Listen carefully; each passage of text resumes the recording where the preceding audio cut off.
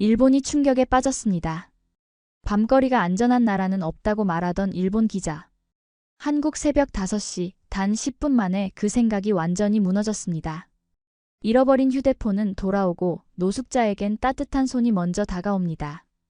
도대체 한국에선 무슨 일이 벌어진 걸까요? 지금 그 새벽의 진실을 공개합니다. 여기서 잠깐 좋아요와 구독 버튼 눌러주는 센스. 안녕하세요. 저는 68세 다케다 신지입니다. NHK에서 40년간 기자 생활을 했습니다. 시즈오카에서 조용한 노후를 보내던 중이었는데 손녀 유이가 갑자기 한국 여행을 함께 가자고 하더군요. 대학 졸업 프로젝트로 안전한 도시에 관한 다큐멘터리를 만든다면서 말이죠. 솔직히 내키지 않았습니다. 한국이라니요. 젊었을 때부터 한일관계 기사를 수없이 써왔지만 실제로 가본 적은 없었거든요. 더구나 안전한 도시라는 주제도 우스꽝스러웠습니다. 아시아 도시가 얼마나 안전하겠어요. 서울에 도착한 첫날 밤이었습니다. 호텔 침대에 누워있는데 잠이 오지 않더군요. 시계를 보니 밤 10시 30분이었습니다. 유이는 이미 깊게 잠들어 있었고요. 저는 답답한 마음에 밖으로 나가기로 했습니다. 유이가 가져온 촬영 장비들이 침대 옆에 놓여 있었습니다. 그 중에 실시간 방송용 카메라가 있더군요. 호기심에 켜보니 생각보다 간단했습니다. 어차피 누가 보겠어요. 한국 밤거리를 일본 사람들에게 보여주는 것도 나름 의미가 있을 것 같았습니다. 방송을 시작하며 호텔을 나섰습니다. 명동 근처였는데 생각보다 사람들이 많이 돌아다니고 있었어요. 우선 놀란 건 여성들이었습니다. 밤 11시인데도 이어폰을 끼고 혼자 걷고 있는 여성이 여러 명 보였거든요. 일본이라면 상상할 수 없는 광경이었죠. 길을 걷다가 작은 분식집을 발견했습니다. 불이 환하게 켜져 있고 여고생 한 명이 혼자 앉아서 떡볶이를 먹고 있었어요. 교복을 입고 있었으니 틀림없었습니다. 시간은 밤 11시 20분이었고요. 정말 믿을 수 없군요. 실시간 채팅창을 보니 일본 시청자들이 비슷한 반응을 보이고 있었습니다. 누군가 댓글을 달았더군요. 일본이라면 절대 있을 수 없는 장면이다. 저도 그렇게 생각했습니다. 하지만 현실이었어요. 골목길로 들어가니 더욱 충격적이었습니다. 깨끗했거든요. 쓰레기 하나 없는 조용한 골목에서 사람들이 자연스럽게 지나다니고 있었습니다. 편의점에 들어가 봤습니다. 24시간 운영하는 곳이었는데 직원은 젊은 여성이었어요. 밤늦은 시간인데도 전혀 불안해하는 기색이 없었습니다. 오히려 저에게 친절하게 인사를 했죠. 어서 오세요. 한국어였지만 뜻은 알아들을 수 있었습니다.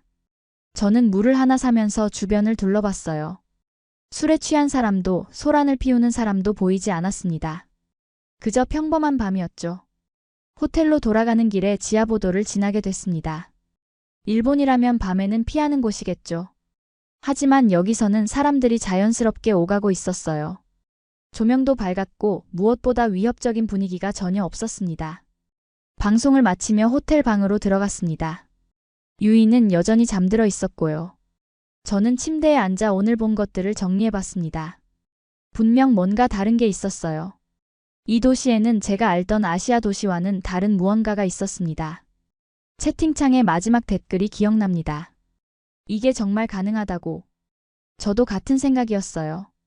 정말 가능한 일이었을까요? 내일 더 자세히 살펴봐야겠다고 생각하며 잠이 들었습니다. 둘째 날 아침 유이와 함께 지하철을 타고 경복궁으로 향했습니다. 서울 지하철은 생각보다 깨끗했어요. 일본 못지않더군요. 차내에서 사람들이 조용히 있는 모습도 인상적이었습니다. 경복궁 구경을 마치고 돌아오는 길이었습니다. 지하철 6호선에서 내리려는데 제가 깜빡하고 휴대폰을 좌석에 놓고 내렸더군요. 플랫폼에서 깨달았을 때는 이미 지하철이 떠난 뒤였습니다. 아, 큰일 났네. 유이가 당황해하더군요. 저는 체념했습니다. 외국에서 휴대폰을 잃어버린다는 건 흔한 일이니까요. 게다가 지하철에 놓고 온 물건이 돌아올 가능성은 거의 없다고 생각했어요. 할아버지, 그냥 포기하시려고요? 유이가 믿을 수 없다는 표정으로 물었습니다. 저는 어깨를 으쓱했죠. 어쩔 수 없지. 새로 사야겠구나. 하지만 유이는 포기하지 않았습니다. 영무실로 가더니 직원에게 뭔가 물어보더군요. 한국어를 조금 할 줄 아는 아이였거든요. 영무원이 친절하게 안내해주면서 분실물센터 전화번호를 알려줬습니다. 할아버지, 전화해보세요. 저는 반신반의했습니다만 유이의 성화에 못 이겨 전화를 걸어봤어요. 분실물센터 직원이 영어로 응답했습니다. 제 휴대폰 기종과 분실 시간, 장소를 말하니 확인해보겠다고 하더군요. 잠시만 기다려주세요. 몇 분 뒤 연락이 왔습니다. 제 휴대폰이 있다는 거예요. 시민이 발견해서 신고했다고 했습니다. 저는 정말 놀랐어요. 시티즌이 리포트했다고요? 네, 시민분이 신고해 주셔서 보관하고 있습니다. 2시간 뒤 분실물센터를 찾았습니다. 제 휴대폰이 그대로 있었어요. 기스 하나 없이 말이죠. 직원이 신분증 확인 후 돌려줬습니다. 수수료도 받지 않더군요. 정말 고맙습니다. 저는 일본어로 인사했습니다. 직원이 웃으면서 답했어요. 괜찮습니다. 좋은 여행 되세요. 분실물센터를 나오면서 저는 생각에 잠겼습니다. CCTV가 발견한 게 아니라 시민이 직접 신고했다는 점이 인상적이었거든요. 누군가 제 휴대폰을 보고 주인이 찾을 것이다라고 생각해서 신고한 거죠. 유이가 신이 났습니다. 할아버지, 한국 사람들 정말 친절하죠? 저는 고개를 끄덕였어요. 하지만 여전히 의구심이 있었습니다. 우연일 수도 있으니까요. 혹시 관광객이라서 특별히 신경 써준 건 아닐까 싶었거든요. 그날 저녁 실시간 방송을 하면서 이 이야기를 했습니다.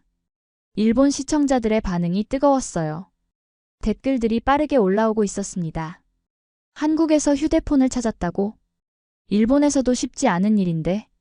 정말 시민이 신고한 거 맞나요? 저도 같은 의문을 가지고 있었습니다. 정말 이 사회가 감시가 아닌 양심으로 작동하는 걸까요?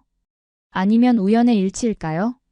다음 날부터 저는 더 주의 깊게 주변을 관찰하기 시작했습니다. 이 도시의 진짜 모습을 알고 싶었거든요. 휴대폰 사건은 시작에 불과했어요. 제가 알던 상식들이 하나씩 무너지기 시작한 거였습니다. 호텔로 돌아가는 지하철에서 저는 자리에 앉은 사람들을 유심히 봤어요. 휴대폰을 사용하거나 책을 읽고 있었습니다. 평범한 일상이었죠. 하지만 그 평범함 속에 뭔가 특별한 게 있다는 걸 느끼기 시작했어요. 그날 밤 일기를 쓰면서 생각했습니다. 이 나라 사람들은 정말 다른 걸까요? 아니면 제가 지금까지 편견을 가지고 있었던 걸까요? 내일은 더 깊이 들여다봐야겠다고 다짐했습니다. 셋째 날 저녁, 종로 일대를 걸어다니며 실시간 방송을 하고 있었습니다. 유이는 호텔에서 쉬고 있었고 저는 혼자 나왔어요. 시간은 오후 7시 30분 정도였습니다. 퇴근 시간이라 사람들이 바쁘게 오가고 있었죠. 종로 3가역 근처 골목을 지나는데 갑자기 소란스러운 소리가 들렸습니다. 무슨 일인가 싶어 가까이 가봤더니 노숙인 한 분이 인도에 쓰러져 있었어요. 60대 후반쯤 되어 보이는 남성이었습니다. 일본이라면 사람들이 그냥 지나갔을 겁니다. 저도 솔직히 그럴 생각이었어요. 남의 일에 끼어들고 싶지 않았거든요. 하지만 서울에서는 달랐습니다. 가장 먼저 반응한 건 20대 여대생이었어요. 학교 가방을 메고 있는 걸 보니 대학생 같았습니다. 그 학생이 쓰러진 분에게 달려가더니 무릎을 꿇고 안부를 물었어요. 아저씨, 괜찮으세요? 의식은 있는 것 같았지만 말을 제대로 하지 못했습니다. 그러자 여학생이 자신의 물병을 꺼내서 입에 대어줬어요. 전혀 주저하지 않았습니다. 곧이어 다른 사람들도 하나둘 모여들기 시작했습니다. 중년 남성이 119에 신고했고 어떤 아줌마는 자신의 카디건을 벗어서 쓰러진 분께 덮어드렸어요. 직장인으로 보이는 젊은 남성은 교통정리를 했습니다. 이건 연출이 아니다. 저는 카메라를 들고 있으면서도 놀라고 있었어요. 실시간 채팅창도 난리였습니다. 일본 시청자들이 믿을 수 없다는 반응을 보이고 있었거든요. 5분도 안 되어 구급차가 도착했습니다.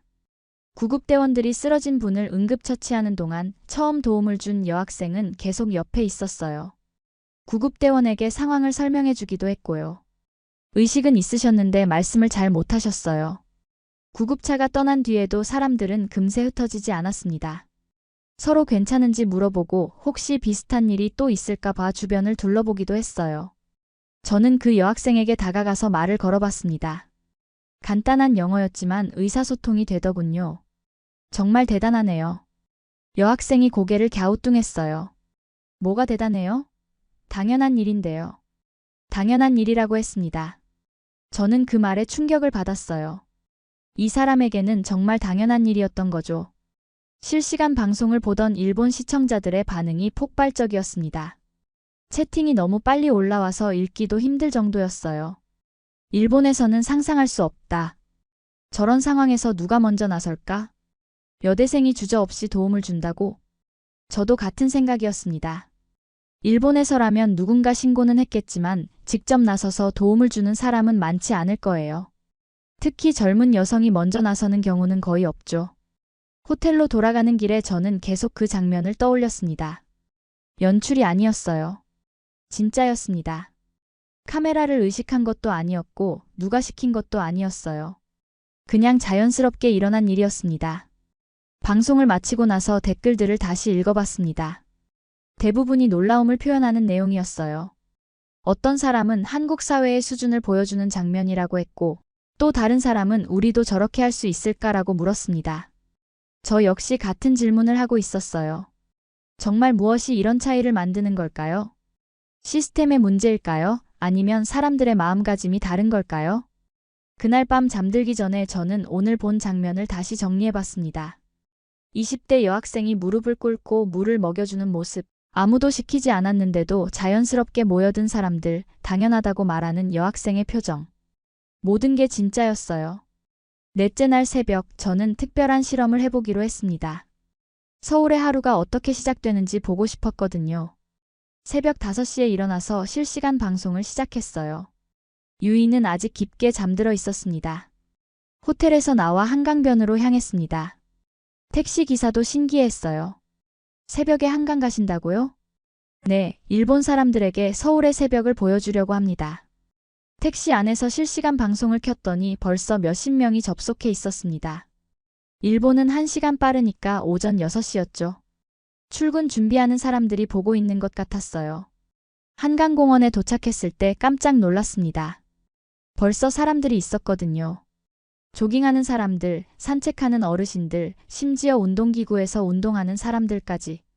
새벽 5시 20분인데 말이에요. 이 나라는 새벽부터 깨어 있구나. 채팅창에 댓글이 올라오기 시작했습니다. 새벽 5시에 저렇게 많은 사람이?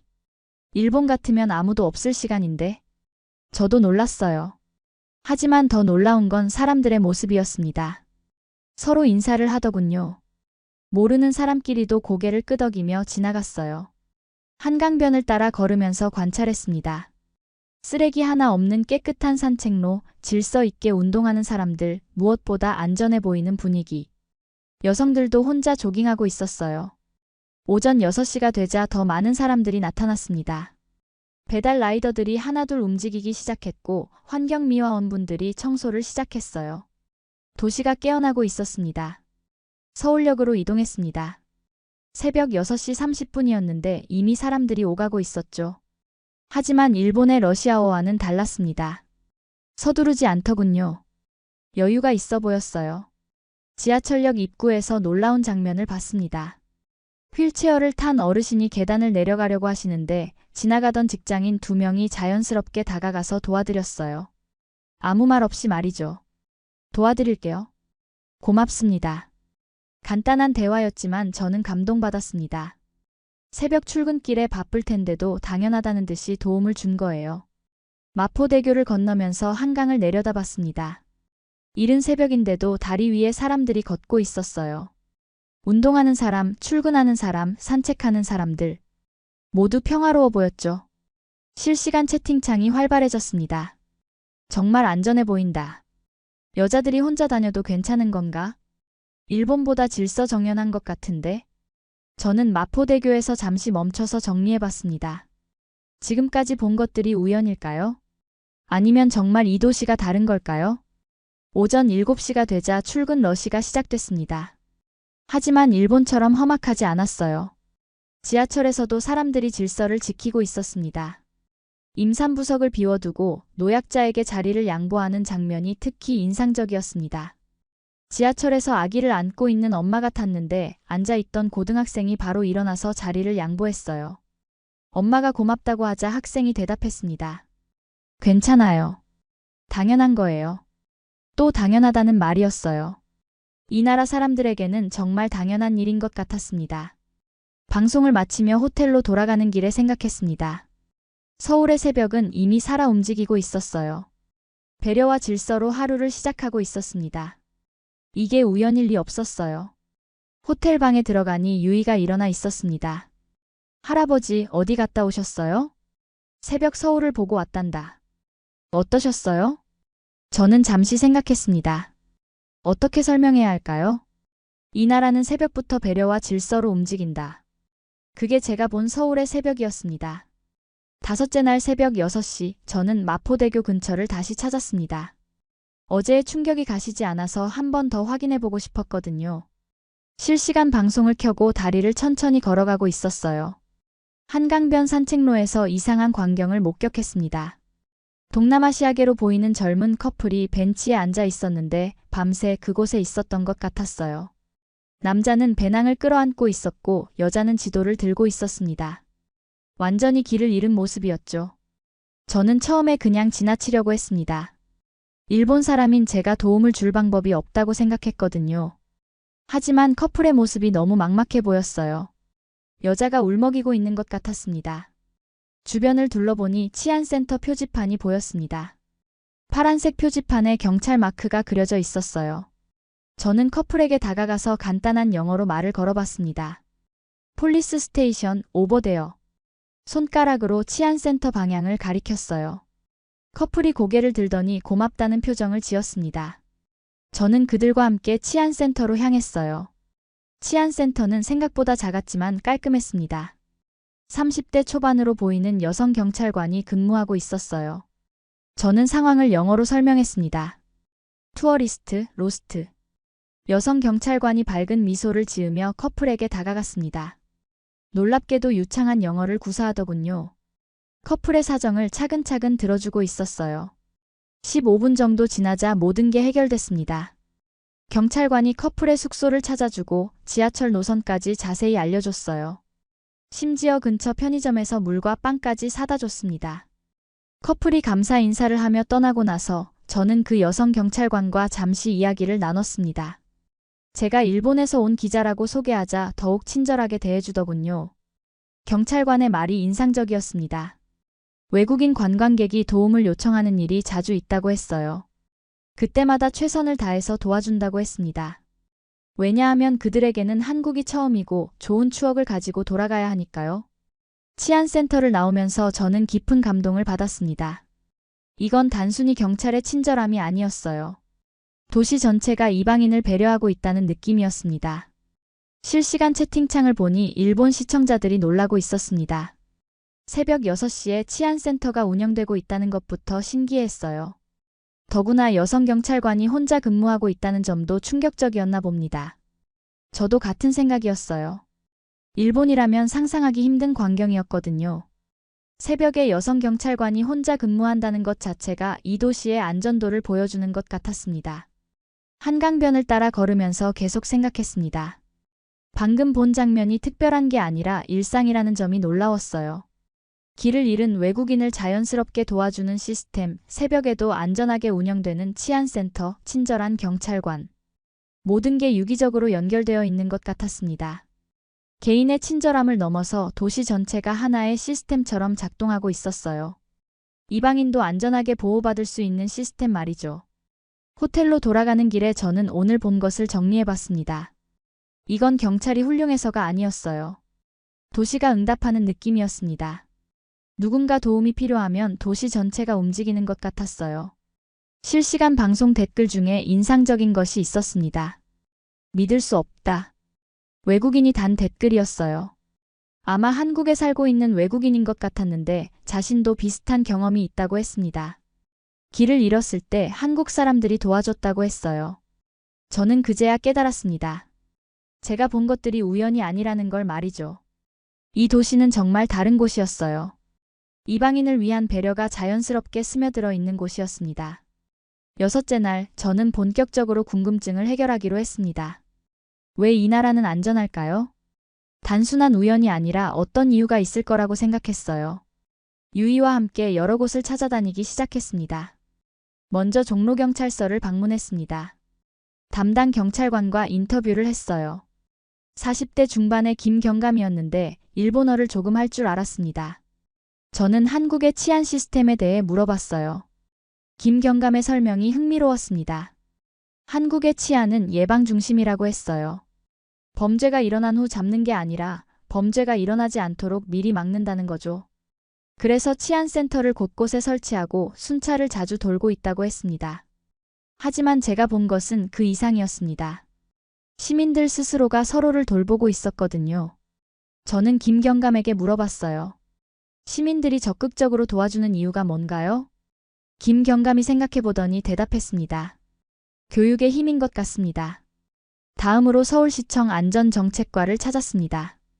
담당 공무원이 자세히 설명해줬어요. 서울시에서는 시민 안전교육을 정기적으로 실시한다고 했습니다. 학교뿐만 아니라 직장, 동네 단위로도 안전교육이 이루어진다고 하더군요.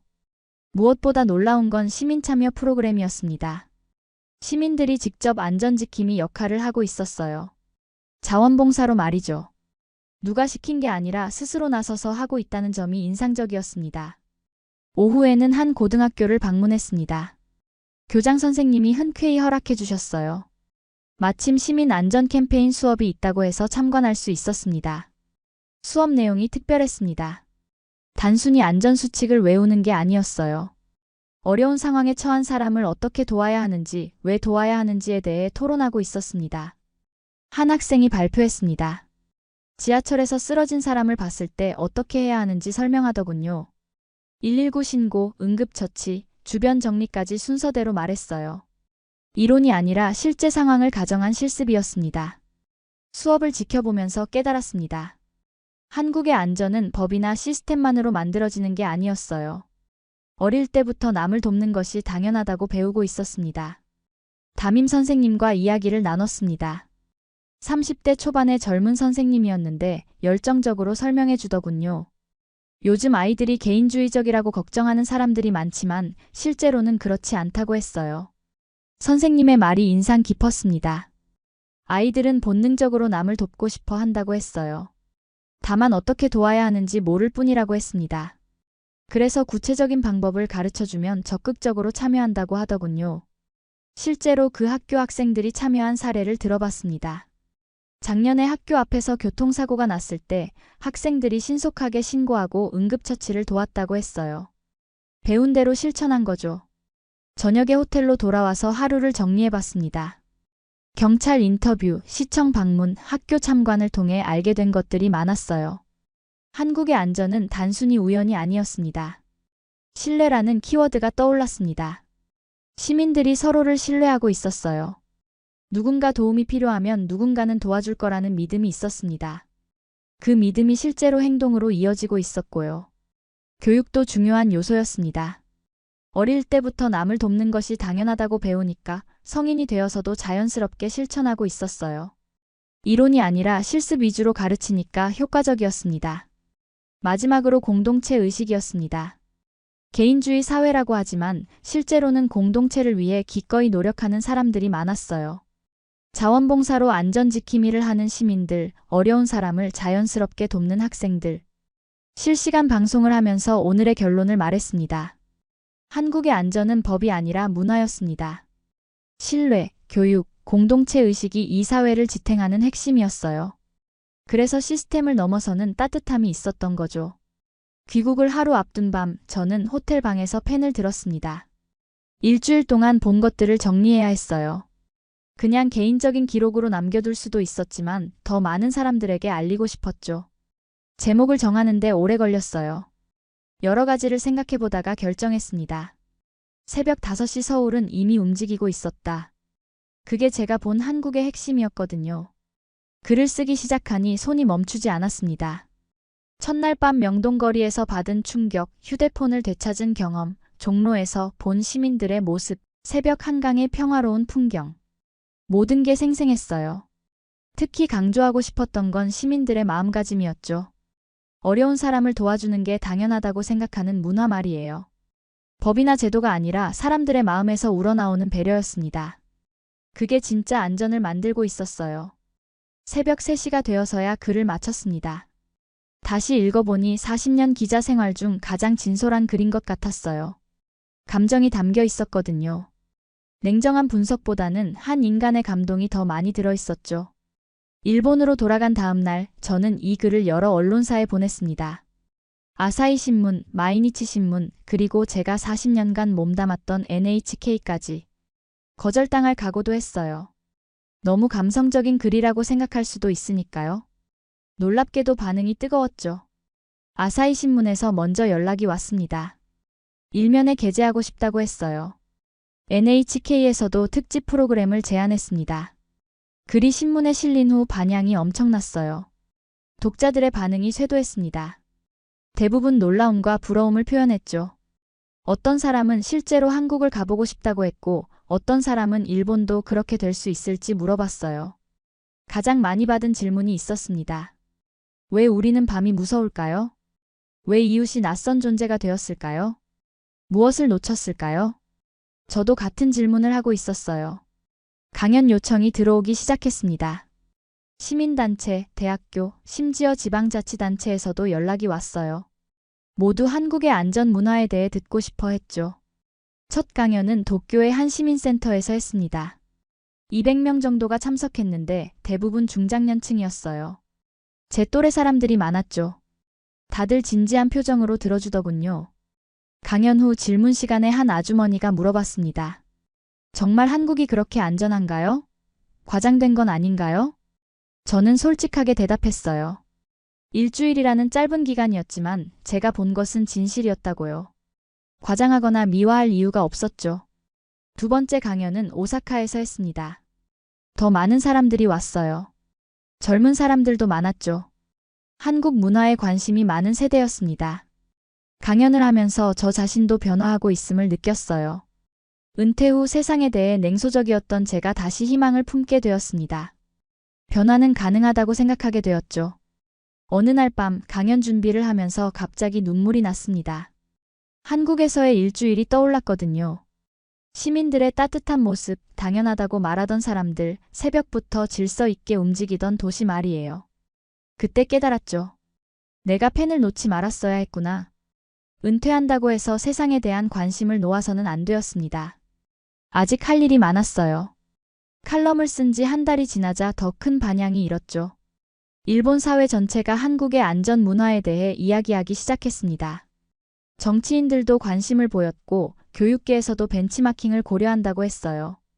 저는 이 모든 반응을 보면서 확신했습니다. 사람들은 변화를 원하고 있었어요. 더 안전하고 따뜻한 사회를 꿈꾸고 있었죠. 다만 어떻게 해야 할지 몰랐을 뿐이었습니다.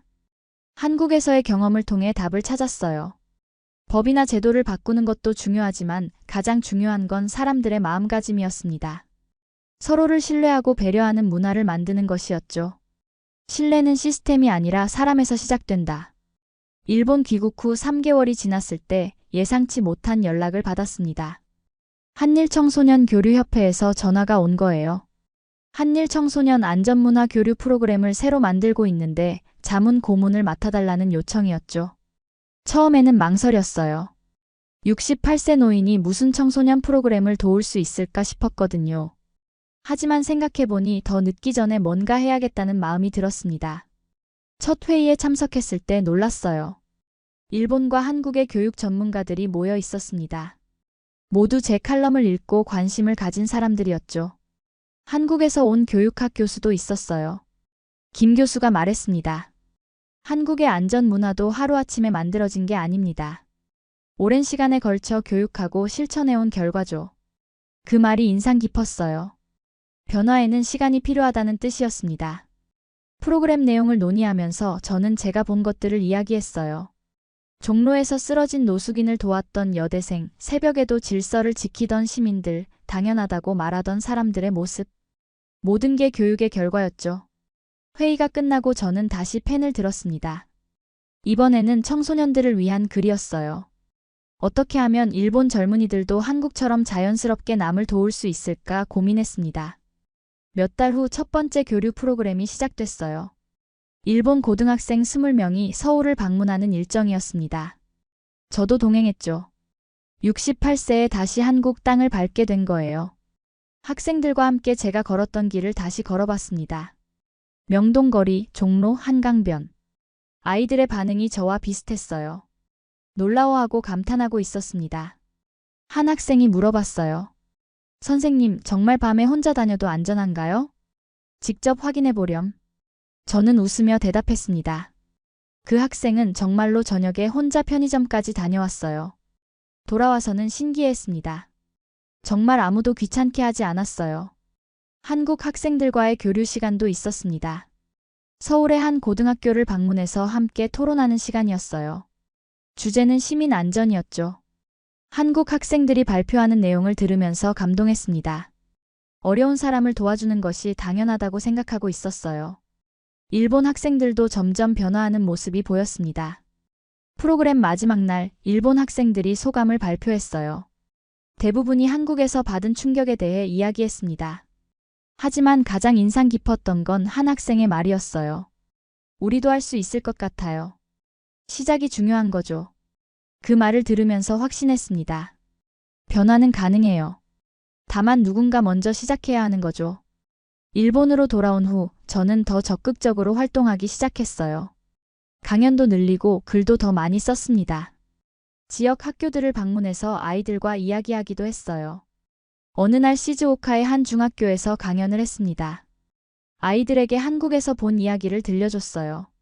강연이 끝나고 한 학생이 다가왔습니다. 할아버지, 저도 그런 사람이 되고 싶어요. 그 순간 모든 게 보람찼어요.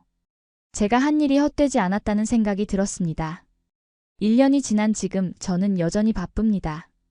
은퇴했다고 해서 가만히 앉아 있을 수는 없어요. 할 일이 너무 많거든요. 하지만 행복합니다. 다시 의미 있는 일을 하고 있으니까요. 한국에서의 일주일이 제 인생을 바꿨어요. 68세에 새로운 꿈을 가지게 된 거죠. 더 안전하고 따뜻한 사회를 만드는 꿈 말이에요. 마지막으로 서울 새벽거리의 영상을 다시 보면서 생각합니다. 한국은 처음부터 안전한 나라가 아니었어요. 안전을 만드는 시민들이 있는 나라였습니다. 그들이 매일매일 작은 배려와 신뢰를 쌓아가며 만든 나라였죠. 신뢰는 시스템에서 시작되는 게 아니에요. 사람에서 시작됩니다. 한 사람 한 사람의 마음가짐에서 시작되죠. 그리고 그 마음가짐은 교육을 통해 만들어집니다. 저는 이제 확신해요. 일본도 변할 수 있습니다. 시간이 걸리겠지만 가능해요. 중요한 건 시작하는 것이죠. 그리고 포기하지 않는 거예요. 오늘의 사연은 어떠셨나요? 이번 영상을 어떻게 생각하시는지 댓글로 의견을 남겨주시고 좋아요를 눌러주세요. 다음에도 더 흥미진진한 사연으로 찾아뵙겠습니다. 여러분의 사연 제작소 감동 나누기였습니다. 감사합니다.